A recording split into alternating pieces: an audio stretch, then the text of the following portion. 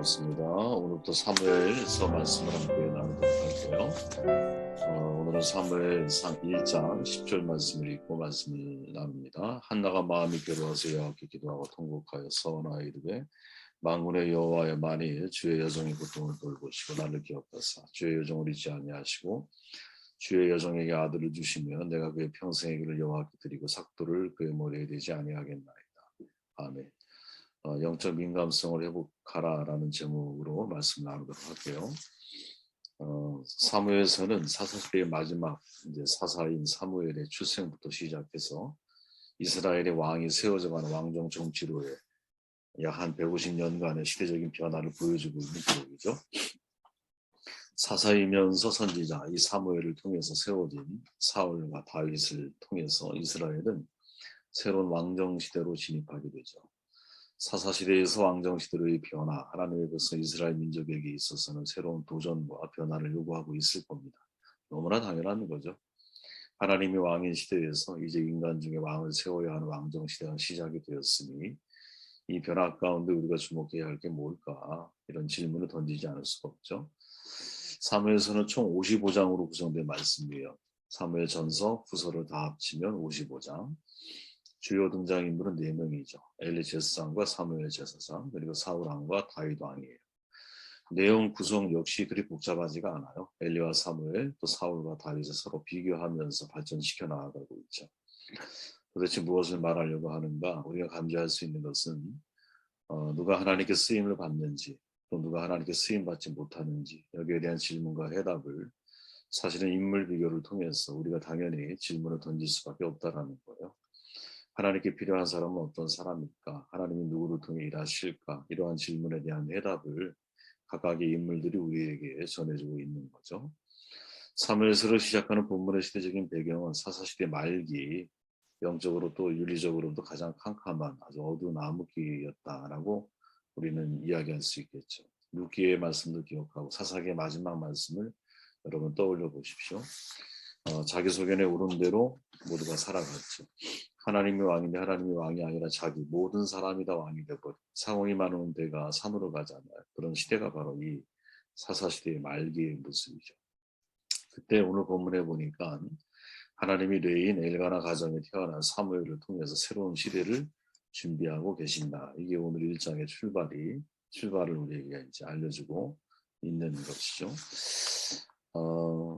저는 이제 3명의 사람을 함께 우리가 한번 생각해 볼 필요가 있다. 1장에 등장하는 바로 엘가나, 한나, 그리고 엘리 제사장이죠.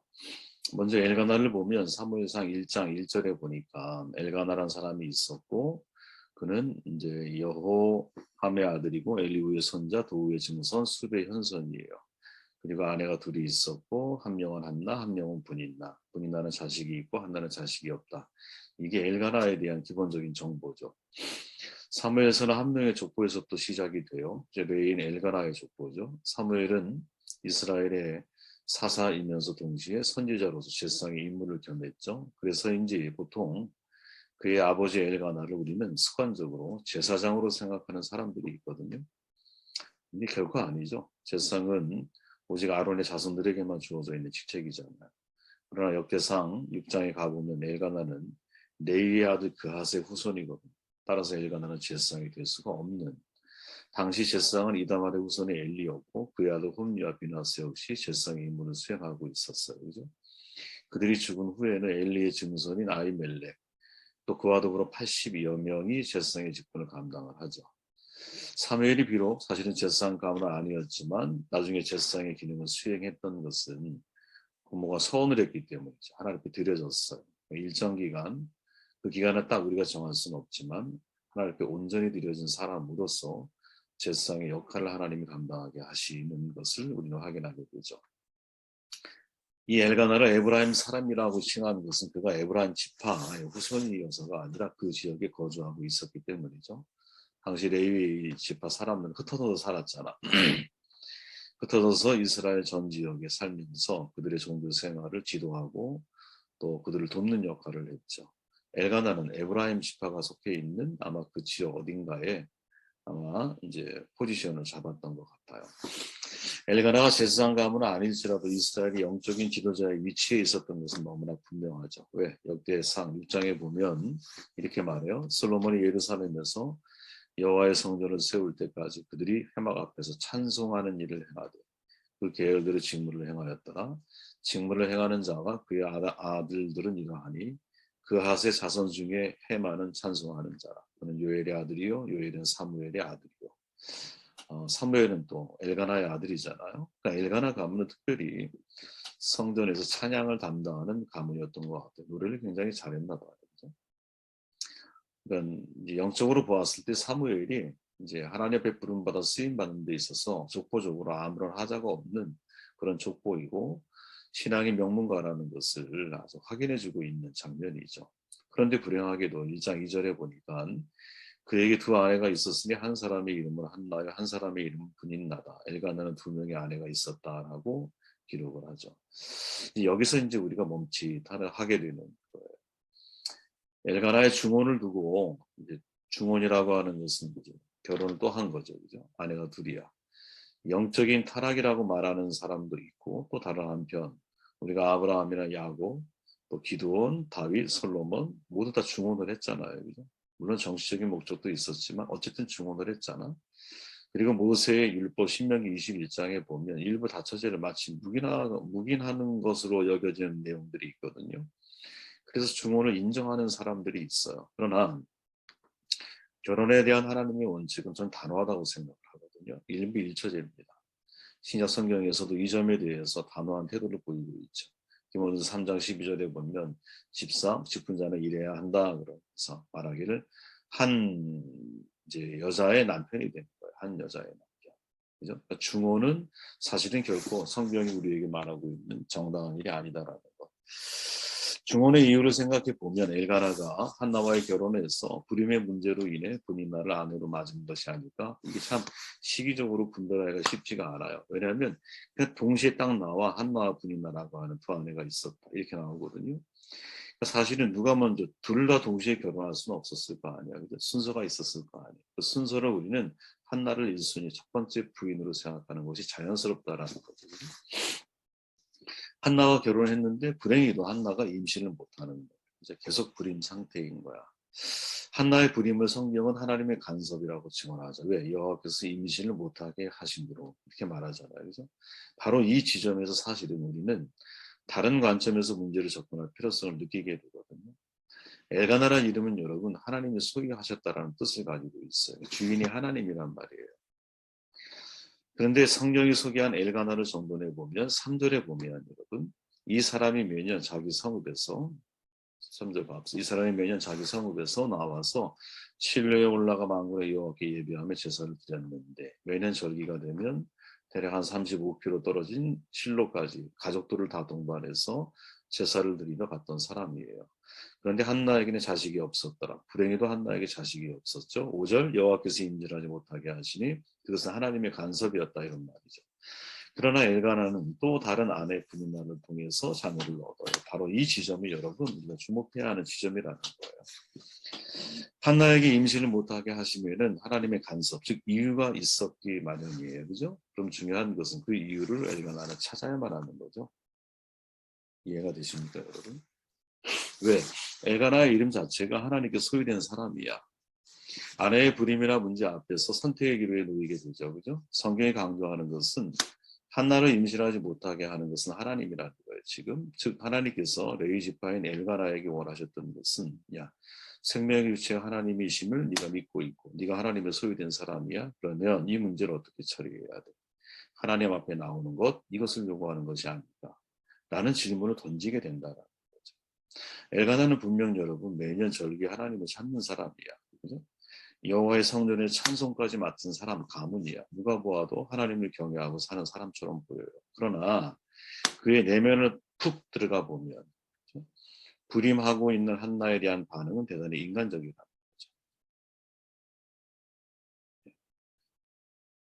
사실은 이런 게 여러분 우리의 눈에 보여야 되거든요. 그렇죠? 겉으로는 하나님을 경외하는 사람처럼 보이는데 그의 내면 신앙에 쑥 들어가 보니까 불임하고 있는 한나에 대한 반응이 인간적이라. 만일 생명 주심이 하나님께 있음을 믿고 있다면 그 한나의 부림을 믿음으로 받아들이거나 혹은 그 이유를 묻는 충분한 시간을 갖는 것, 그 뜻을 묻는 충분한 시간을 갖는 것이 우선적으로 진행되어져야 할 과제였다라는 거죠. 또한 또 다른 아내를 선택하지 않았을 거예요. 그죠? 성경이 여호와께서 그에게 임신하지 못하게 하시니 한나에 대한 말이죠. 이 말을 굳이 기록한 이유가 뭘까? 임신하지 못하게 하신 이유를 찾기 위한 엘가나의 신앙을 요구하는 게 아닐까?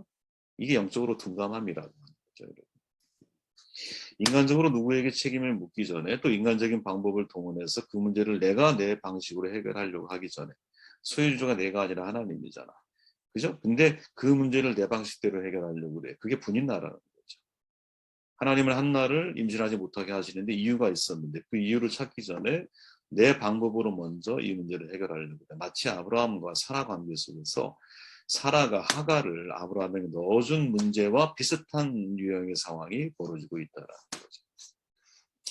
그러니까 엘가나에게 있어서는 사실은 그가 하나님 앞에 정말 성전을 섬기는 일을 그리고 하나님을 경외하는 삶을 겉으로 보았을 땐 그런 삶을 잘 살고 있는 사람이었지만 정작 내면의 어떤 문제에 봉착했을 때는 하나님의 소유권을 내가 인정을 하면서 하나님의 뜻을 내가 묻고 내가 민감하게 하나님에 반응하는 삶을 선택하는 게 아니라 거꾸로 되게 둔감한 모습으로 그죠? 인간적인 방법으로 문제를 해결하고 있다. 주목해야 할 문제라는 거죠. 한나로 가볼까요? 1장 4절에 보니까 여호와께서 그에게 임신하지 못하게 하시니 여호와께서 그에게 임신하지 못하게 하심으로 그의 적수인 분인나가 그를 심히 격분하게 하여 괴롭게 하더라.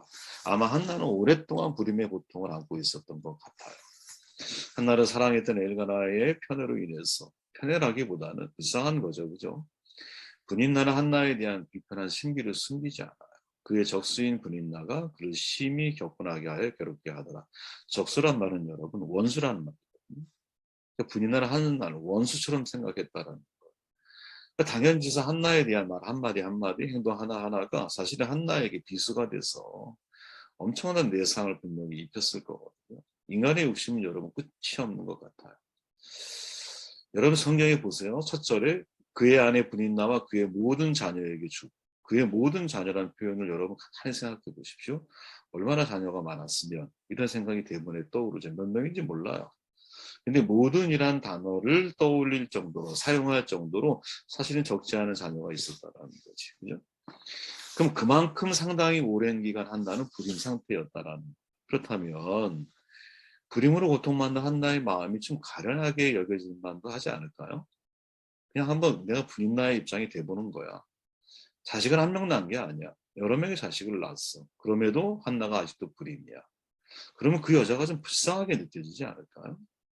임신하지 못하게 하심으로 그의 적신이 분인나가 괴롭게 했다. 이 문장이 연장선에 있잖아요. 이 문장 구조를 여러분 주목해야 한다고 봐요. 분인나는 지금 임신하지 못하게 하심으로 이 한나의 약점을 집요하게 물고 늘어지고 있는 거죠. 아주 대단히 잔인한 생각인 거예요, 여러분. 임신하지 못하게 하심으로 적수인 분인나가 괴롭게 했다. 이걸 연장선에서 기자가 기록을 하고 있어요. 야, 이게 인간의 모습이 아닌가? 내가 혹시 이런 모습으로 살아가고 있지 않나? 다른 사람을 공격하는 거 자신의 강함을 드러내는 것처럼 보이지만 사실상 연약한 사람만이 이런 방법을 사용합니다. 다른 사람을 공격할수록 자신의 부족함이 더 선명하게 드러납니다. 하버드 대학의 해리스 교수의 말이거든요. 해리 베비스 교수의 말이거든요. 그렇죠. 다른 사람을 공격하는 건 내 강함을 드러내는 것처럼 보이지만 시신은 연약한 사람이 쓰는 방법인 거예요. 그죠? 그래서 연약한 사람이 권력을 가지면 잔인해지는 거예요. 진짜 온유한 사람만이 힘이 있을 때 그 온유함으로 사람들을 평안하고 화목하게 만들어줄 수 있는 거지. 지금 분인나가 마치 그런 거죠. 그죠? 가장 큰 고통은 남에게 말할 수 없는 고통이다. 이 위대의 속담인데 한나를 향한 엘가나의 사랑이 극진할수록 자식이 없는 한나의 마음은 힘들어져요. 더욱이 분인나의 대립관계에 그녀를 궁지에 몰아가요. 말 못한 아픔을 가진 한나거든요. 결국 그녀가 찾은 것은 하나님이야. 이거를 주목해야 한다는 거죠. 그죠? 엘가나는 사랑하는 아내 한나의 불임으로 인해 찾은 대안이 누구? 그게 분인나야. 근데 한나는 사랑하는 엘가나의 기업을 잊지 못함으로 찾은 대안이 누구? 하나님이라. 여러분 8절에 보면 이런 말이 나오죠. 8절. 그의 남편 엘가나가 그에게 이르되 한나여 어찌하여 울며 어찌하여 먹지 아니하며 어찌하여 그대 마음이 슬프냐 내가 그대에게 10 아들보다 낫지 아니하냐 하니라. 참 이런 질문하는 엘가나의 마음이 이해는 되지만 진짜 바보 같은 질문이 다 있나 이런 생각이 들었어요. 왜? 아니 수년 동안 기한을 알 수가 없지만 수년 동안 분인나가 한나를 괴롭히는 걸 모르고 있나 이 사람이? 문득 그런 생각이 들었어요. 어찌하여 울며 어찌하여 먹지 아니하며 어찌하여 그대 마음이 슬프냐. 위로하는 것 같긴 한데 이게 위로가 될까? 이런 마음이 들었어요. 그죠? 평소에 지나치던 말씀이었거든요. 그런데 슬퍼하고 있는 한나를 위로하는 엘가나의 말, 이 엘가나의 말을 듣는 한나가 이 문장 속에서 그 다음 내용도 마찬가지지만 전혀 분인나에 관한 이야기를 거론하죠. 평범한 사람이라면 어찌하여 우냐 이렇게 물었을 때 당신 내 마음을 몰라서 그래? 이렇게 아마 대답했을 거예요. 당신 분인나가 나를 얼마나 괴롭히는지 알아? 이렇게 얘기했을지도 몰라요.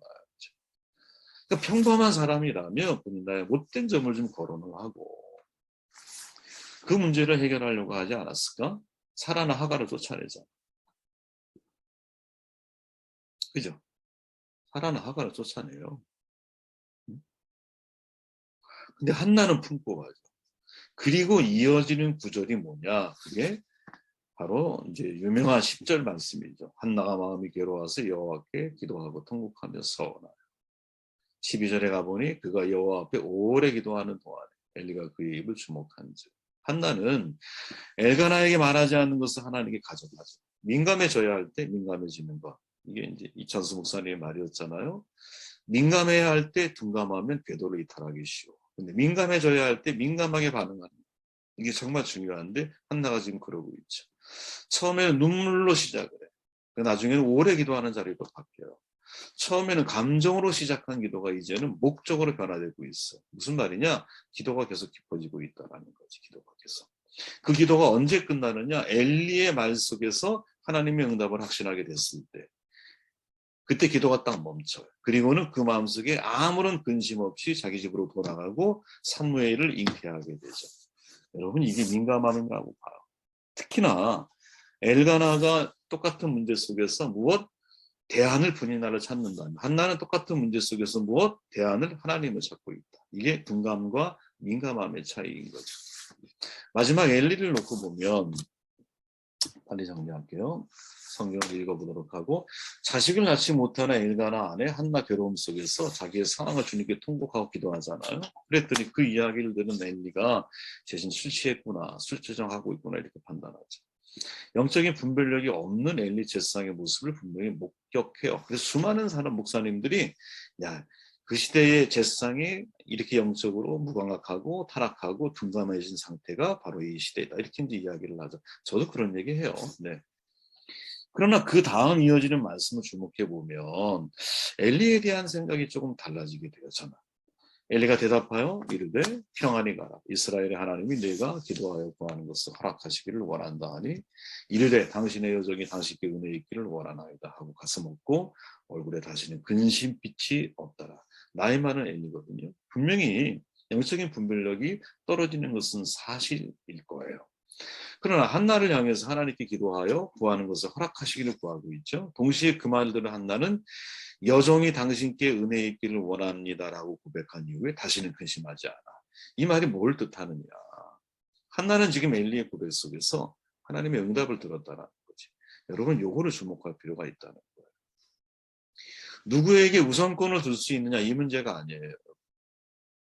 지금 엘리의 말 속에는 하나님의 응답이 있어. 분명한 거. 그죠? 또 그것을 들을 수 있는 귀가 누구에게? 한나에게 있다라는 거. 이게 중요한 거예요. 여러분 이 세상의 모든 제사장, 모든 주의 지도자들이 여러분 어떻게 항상 완벽할 수 있겠어요? 그렇지 않다고 보거든요. 때로는 여러분 세월에 의해서 분별력을 잃을 때도 있고요. 여러분 베드로가 놀라운 신앙 고백을 했다가 한순간에 사탄으로 전락하는 것이 그게 인간의 연약함이거든요. 근데 엘리의 마지막 말과 한나의 반응을 보면서 생각이 드는 게 뭐냐면 분명 엘리가 영적으로 나이가 있으니까 감각이 무뎌진 것은 사실이겠지만 마지막 한나의 말을 듣고 다시금 하나님 앞에서 진실을 찾고자 하는 모습. 자기의 역할을 감당하려고 하는 모습. 이게 우리에게 있어서는 되게 중요한 영감의 모습으로 비춰진다라는 거지. 내가 기도하여 구한 것을 하나님께서 허락하시기를 바랍니다. 정리해보면 레위인으로서 성전을 섬기는 직분을 맡고 있던 엘가나, 그의 이름은 하나님께 소유된 사람이라는 뜻이에요. 그죠? 근데 정작 한나의 부림에 대해서는 인간적인 방법으로 반응을 해. 영적인 둔감함이죠. 부림으로 고통받는 하나, 적수인 분인나의 격동케 함에도 불구하고 엘가나가 아니라 하나님께 문제를 가져봐요. 눈물로 시작한 기도가 오래 지속된 기도로 바뀌면서 엘리 제사장을 통해 하나님의 응답을 확신해요. 더 이상 부림으로 고통받지 않아. 영적인 민감함이죠. 한나의 기도를 수치한 사람으로 주종으로 생각했던 엘리 제사장, 한나의 사정 이야기를 들은 다음에 하나님이 내가 기도하여 구하는 것을 허락하기를 원한다라고 축복을 해요. 그 축복은 그대로 누구? 한나에게 성취가 돼. 비록 노인이 되었을지라도 제사장으로서 마지막 영감이 살아있는 모습이에요. 자, 보십시오. 엘가나와 엘리가 암시하듯이 사실은 영적으로 둔감해진 시대인 것은 분명한 사실인 것 같아요. 그런데 그 중에 누구? 민감하게 반응하는 한나를 통해서 사무엘은 태어나고 있다라는 거죠. 그죠? 그러니까 하나님은 어떤 사람을 쓰시는 걸까? 내게 주어진 상황과 환경 속에서 내가 영적으로 민감하게 그 상황을 해석하고 반응하는 사람들을 통해 분명히 일하시는 것이 아닙니까? 그죠? 엘가나에 대하는 분인나였을지 모르지만 한나에 대하는 엘가나가 그건 하나님이에요. 그죠? 오래도록 나를 임신하지 못하게 하신 문제를 결국 궁극적으로 분인나에 대한 원망으로 돌리지 않고 하나님이 해결자라고 하는 신념을 가지고 그걸로 가는 거죠. 민감함이 뭘까? 하나님이 내 곁에 가까이 계신다는 것을 내가 인식하는 거거든요. 민감함이라고 하는 것이. 그리고 그 하나님이 내 삶을 왜 이런 방향으로 이끌어 가시는지에 대해서 예민하게 내가 해석하려고 하는 거거든요. 이 축복이 저 여러분 가운데 있기를 바랍니다. 영적인 민감함이 이게 하나님이 사용하시는 종들의 중요한 특징 가운데 하나이다. 라는 말씀을 잘